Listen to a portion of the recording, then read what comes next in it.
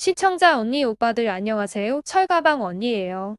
오늘 방송은 우리 대한민국이 이미 개발을 완료하고 2026년 실전 배치를 앞두고 있는 현무5 이후 여전히 미사일에 대한 개량과 파괴력 확대를 위한 연구와 막강한 위력을 가진 차세대 미사일 개발에 대한 그림을 테마로 복봉 캔디를 전달해 드리려고 합니다. 사실 이미 현무5가 개발 완료되었기 때문인지 여러 방송에서 한국군에서 이어가고 있는 차세대 미사일에 대한 명칭을 현무6로 명명하기도 하지만 사실 아직 그것에 대한 명칭이나 명확한 화력에 대한 커리큘럼이 확정적으로 발표된 것은 없는 상태죠. 하지만 현재 한국군이 기획하고 개발을 추진 중인 현무5 다음 버전 미사일의 여러 커리큘럼 중 확실하게 말할 수 있는 부분은 고위력이며 순항과 탄도로 구분하여 진행할 극초음속 미사일이란 점과 특히 더욱 빠른 고속으로 발사할 수 있고 정확도와 더 빠른 추진이 가능할 수 있도록 우리가 개발한 전투기 KF-21에 장착 가능한 순항미사일 쪽에 무게를 두고 개발해 나간다는 것이라고 합니다.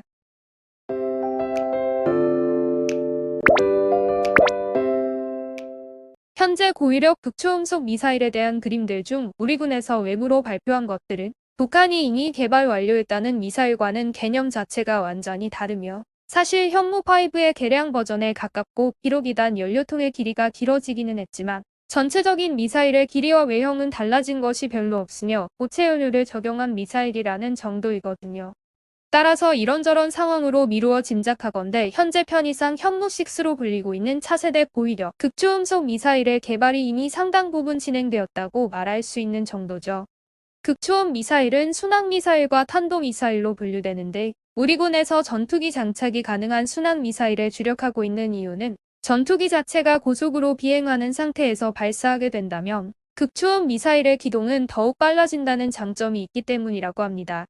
물론 순항미사일이나 탄도미사일 모두 지상의 사일로에서 발사해도 일정 정도의 고속 추진으로 상대의 목표물에 큰 타격을 입힐 수도 있기는 하지만 현재 미사일이 속속 진화함에 따라 이 미사일들의 방어와 격추가 가능한 체계 역시 빠른 속도로 진화되고 있기 때문에 더욱 빠른 속도의 타격과 타격 목표물에 대한 가능한 빠른 속도의 근거리 발사가 필요하게 된 것이죠. 우리 군이 순항미사일에 초점을 맞춰 개발에 주력하는 것과는 달리 북한이 이미 개발 완료하여 실전 배치했다고 주장하는 것은 탄도미사일이 기반이라고 합니다. 우리 대한민국의 극초음속 미사일과는 여기서부터 다른 것이고 만약 우리 군이 북한을 표적으로 미사일 공격을 하게 될 경우 이미 개발 완료된 현무4-5를 사일로에서 발사한다면 5, 6분의 시간이 필요하겠지만 현재 개발 중에 있는 극초음속 미사일을 KF-21에 장착하여 상공에서 발사한다면 2, 3분 내에 북한 지역 어느 곳을 표적으로 삼아도 정확히 타격할 수 있는 기습 공격이 가능하다고 한국과학기술정책연구원의 이충근 명예연구위원이 발표한 적이 있죠.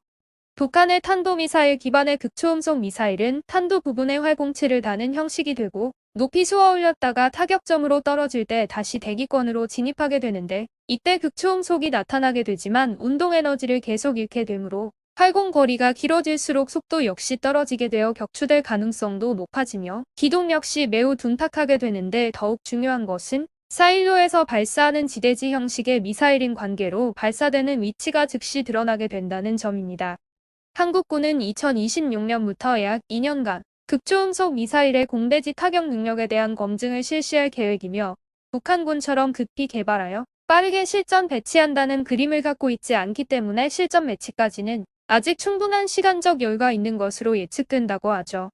따라서 한국군은 적어도 방어체계를 이른 시간 내에 실전 배치하게 될 것이고 현재 높은 고도에서 유격이 용이한 L3의 개발이 진행되고 있는 상황이므로 2028년 이전에 전력화가 가능하도록 기획을 진행 중이라고 합니다. 이처럼 여러 가지 정황으로 볼 때 한국군의 미사일은 딱히 북한만을 겨냥하여 공격과 방어체계를 개발해 나가는 것은 아니라고 할 수 있죠. 사실 한국의 미사일 개발 속도가 빨라지고 그 결과물들이 속속 드러나는 것을 가장 의미심장하게 바라보며 신경 쓰고 있는 곳은 북한이 아닌 항상 자기들이 대국이며 한국을 소국으로 몰아가며 우습게 본다고 웃기는 소리를 하고 있는 중국 공산당이거든요. 중국 공산당은 과거에도 그랬고 현재에도 여러 가지 이유와 목적으로 한국에서 진행되거나 개발되는 사항들에 대하여 다방면으로 시비를 걸거나 가능한 모든 것을 들고 나와 협박하고 상황에 따라선 비굴할 정도로 치사한 방법으로 흔들고 있는 웃기는 행위에 대해선 딱히 설명하지 않아도 한국 사람들이라면 익히 알고 있죠. 이런 여러 가지 일들 중 그들이 겉으로 나타내지는 않지만 가장 신경 쓰고 있는 것이 바로 한국의 방산 능력에 관여된 일들이라고 할 수 있습니다. 몇 년 전에 별로 특별한 이유도 없는데 사드 문제를 들고 나와 한한령 등을 들이대며 우리나라와의 경제협력과 중국인들의 단체 여행 금지 등 잡다한 방법으로 한국을 올가매기 위해 아우성치듯 난리를 피기도 했지만 별다른 결과도 없이 결국은 지들 스스로 한한령으로 막아놓고 있던 것들을 하나씩 풀어나가고 있죠.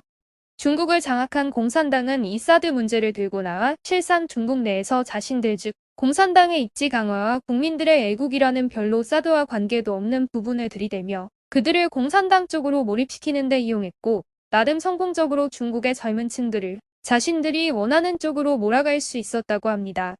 하지만 현재 그들이 가장 신경 쓰는 것은 사드 문제와 같이 자신들의 체제 안정과 입지를 위해 만들어냈던 문제와는 질적으로 다른 상황들이라는 데 문제가 있는 것이죠. 그것은 상황에 따라선 실제로 중국이 직접 공격을 받을 수도 있다는 현실적 문제로 이번에는 오히려 국민들을 역으로 속이며 가소롭다는 태도를 취하고 있지만 실제로 너무 불안한 가운데 사실상 위협을 느낄 수밖에 없을 정도로 한국군의 미사일 체계와 파괴력이 갈수록 강력해지고 있다는 것이라고 할 수 있습니다. 중국 공산당이 미사일 개발을 속속 성공해 나가며 결과물들을 내놓고 있는 한국군에 신경을 곤두세울 수밖에 없는 이유는 그들의 아킬레스건이 되는 지역과 시설물들이 한국군의 미사일의 타격 목표가 될 수 있고 또한 우리 군의 실전 배치된 미사일들이 목표물로 삼은 곳을 충분히 타격할 수 있다는 것 때문이죠. 더욱이 이들이 걱정하는 주요 타격점들은 한국 한 곳뿐만 아니라 여러 국가들이 상황에 따라선 공동의 타격점으로 삼을 충분한 이유가 있는 곳들이기 때문이고 그들 중 한국 방산 능력과 미사일 능력을 가장 강력한 파괴력을 가진 것으로 인식하기 때문에 더욱 신경 쓰일 수밖에 없지만 그렇다고 사드 때처럼 하라마라 할 상황도 되지 못하기에 더더욱 위협을 느낄 수밖에 없는 것입니다. 사실 시진핑의 공산 정권이 가장 신경 쓰고 있는 것은 어디를 공격받고 인민 몇 명이 죽거나 피해를 볼 수 있다는 것이 아닌 자신들이 장악하고 있는 정권과 체제가 위협을 느낄 정도로 흔들리거나 무너지게 되는 경우일 뿐 다른 것은 사실상 관심 바뀐 것이라고 할 수 있죠. 물론 중국도 미사일이나 우주선 등 발사체와 관련된 능력이 상당한 수준인 것도 사실이고 그 기능을 다각적인 체계로 운용 중인 것도 사실이지만 그렇다고 그런 능력과 체계가 있다고 해서 우리 방산 능력과 특히 현무계열의 미사일 체계를 절대 무력화시킬 수 없다는 것도 중국은 명확히 알고 있습니다. 특히 우리가 엄청난 성공을 거두고 있는 전투기 KF-21의 새로운 기능들 대부분이 그들이 예측하지 못하고 있던 것들이거나 우리 능력으로는 개발이 불가능하다고 여기던 것들이고 이 기능들은 미사일과 직접적으로 연관되는 것이기 때문에 결국은 위기 상황이나 위급한 현실이 대두될 경우 곧바로 중국 본토를 충분히 위협할 수 있는 화력이 되거든요. 만약에 이러한 실질적인 위협 요소로 인해 그동안 입에 침이 마르도록 한국을 소국으로 몰아가며 자신들과는 상대하는 것 자체가 불가능할 정도로 우월한 위치에 있다고 국민들에게 떠들어왔던 것이 흔들렸을 경우 중국이라는 국가가 흔들리는 것이 아닌 현재 권력을 쥔 시진핑 정권이 흔들릴 수 있다는 것에 더욱 불안을 느낀다고 할 수 있죠.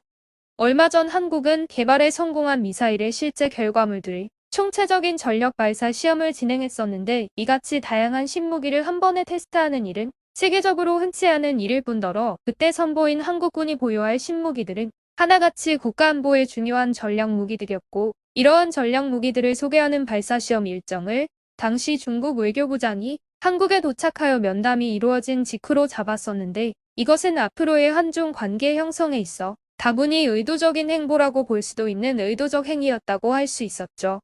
그러나 대한민국은 비핵 보유국이기 때문에 당장 핵탄두가 없는 미사일로 중국에 타격을 주기 어렵다는 현실적인 문제가 있기 때문에 시험 발사 등을 외부로 공개할 당시 지나친 확대 해석은 무리라는 의견이 있기도 했었다는 것도 부인할 수는 없습니다.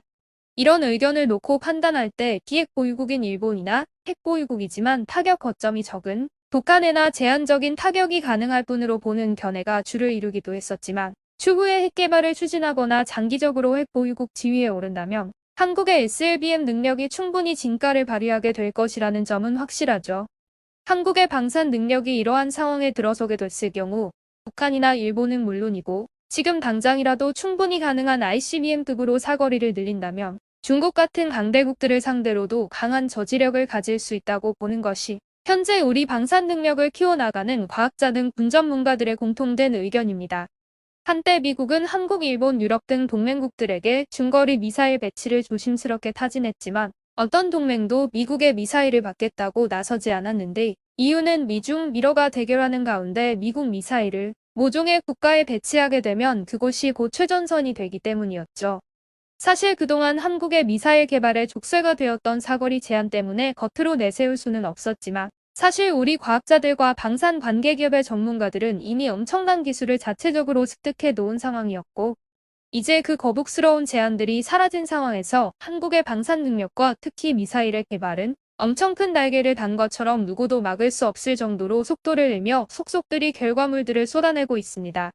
이처럼 사거리 등 모든 족쇄가 풀리게 되면서 결국 일본보다 자신들에게 근접한 거리에 있는 한국이 자유롭게 미사일의 사거리를 늘려나가자 중국 입장에선 이러한 현실에 민감해질 수밖에 없는 것이고, 그동안 미국, 러시아, 이스라엘만이 사거리 1500km를 넘어선 순항 미사일 개발에 성공했었는데, 이번에 한국이 이 자리에 당당히 이름을 올리자 중국이 더욱 민감해지는 것은 당연한 일이죠. 사실 한국의 장거리 미사일 개발은 미국의 우회 전략의 일부분이라고도 할 수 있는 사항이었고, 우리가 미사일 등 방산 능력을 키워나가는 것은 곧 미국에 힘을 실어주는 것과 같은 의미로 볼 수 있는데, 이유는 미중 간의 대립 상황에서 한국군이 탄도 미사일 사거리를 1000km까지 늘리면 제주도에서 중국 베이징 타격도 가능하며, 만약 사거리 2000km 이상이면 중국 내륙도 대응할 수 있는데, 현재 한국군은 이미 이 이상의 사거리 확대에 성공하였기 때문입니다.